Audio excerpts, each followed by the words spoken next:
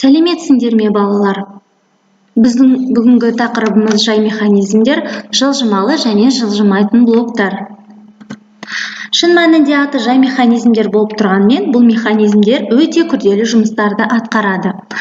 Ерте заманның өзінде әлемге әйгілі, әлемнің 7 кереметі болып саналатын Мысыр пирамидаларын салу кезінде қазіргі замандағыдай дамыған технологияда, техникада болмаған кезде адамдар осы иіндіктерді пайдалана отырып, ауыр тастарды көтеріп, әдемі пирамидаларды тұрғызған екен.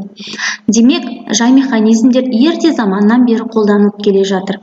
Дәлірек айтсақ, Архимед өзінің заманында маған тірек нүктесін беріңіз, мен жерді де орнынан қозғаймын деп өте көптеген механизмдердің түрлерін жасаған. Иіндік, жылжымалы және жылжымайтын блоктарды адамдар құрылыста ерте заманнан бастап қолдана бастады. Сонымен жай механизмдер дегеніміз не екен? Олар қандай міндет атқарады?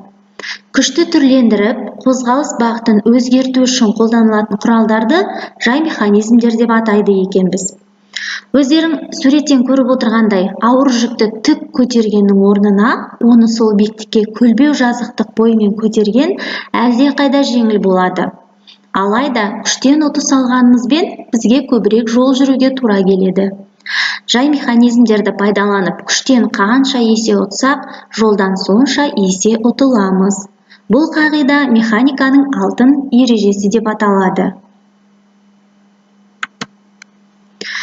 Жай механизмнің түрлеріне келейік.